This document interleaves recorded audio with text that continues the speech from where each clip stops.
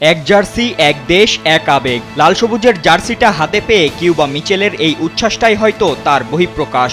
England প্রবাসী এই footballer শুধুমাত্র জার্সিটা হাতে পেয়েই যতটা উচ্ছ্বসিত, মাঠে নামার পর নিশ্চয়ই আনন্দটা দ্বিগুণ হবে। তবে শীঘ্রই কি বাংলাদেশের হয়ে মাঠে নামতে পারবেন এই টিনএজ মিডফিল্ডার?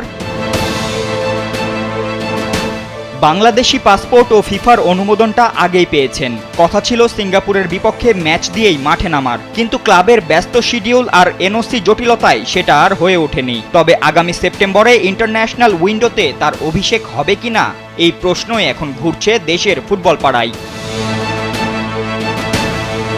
স্যান্ডেলিনা সো, রূপচর্চায় আভিজাত্য। এশিয়ান কাপের বাছাই পর্বকে সামনে রেখে প্রস্তুতি হিসেবে আগামী সেপ্টেম্বরে নেপালের বিপক্ষে দুটি প্রীতি ম্যাচ খেলবে বাংলাদেশ। কাঠমান্ডুর দশরথ স্টেডিয়ামে ম্যাচ দুটি হবে 6 ও 9 সেপ্টেম্বর। এই ম্যাচ দুটিকে সামনে রেখে এবার গুঞ্জন কিউবা মিচেলকে দেখা যেতে পারে নেপালের বিপক্ষেই। যদিও বিষয়টি সহজ নয়, কারণ বর্তমানে বাংলাদেশের মাঝমাঠের মূল ভিত্তিটাই প্রবাসীদের দখলে।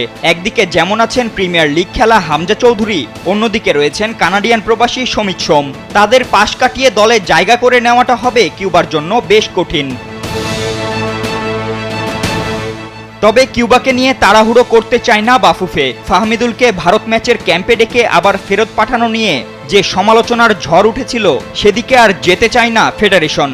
তাই তো টিনএজ এই মিডফিল্ডারের অভিষেক বর্তমানে নির্ভর করছে কোচের সিদ্ধান্তের উপর, এমনটাই বলছে ক্রীড়া সংগঠনটি। আমি ডিটেল জানি না, বাট আমার যত তথ্য আমার কাছে আছে, ওনার সব ফর্মালিটি শেষ। এখন এটা হেড কোচের উপরে। হেড কোচ যদি প্রয়োজন মনে করে ওনাকে রেফারি ক্যাম্পে ডাকবেন, তারপর will see after how we perform. দেখেন, ফাহমিদুল নিয়ে কিন্তু অনেক ইস্যু কথা হয়েছিল, বাট ফাহমিদুলকে যখন সুযোগ দিয়েছে উনি কিন্তু ওনার মতো পারফর্ম করেছে, এবং তখন উনি কিন্তু এখন টিমের একটি অংশ হয়ে গিয়েছে। সো আমার মনে হয় এটা স্টেপ বাই স্টেপ হবে। I am looking forward. কিংবা বিশ্বের সম্বন্ধে এত শুনেছি আমরা, আমি ব্যক্তিগতভাবে খুব চাই ওনাকে যেন সহসা আমরা দর্শক দেখতে পারি এবং আসলে দেখতে পারি উনি মাঠে কি করেন ইনশাআল্লাহ।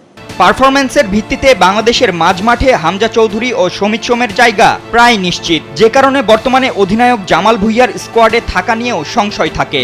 এমন সময় কিউবা আসলে পরিস্থিতি হতে পারে আরও জটিল। সে সময় কোচ কাবরেরার সিদ্ধান্ত কি হয়, সেটাই এখন দেখার বিষয়।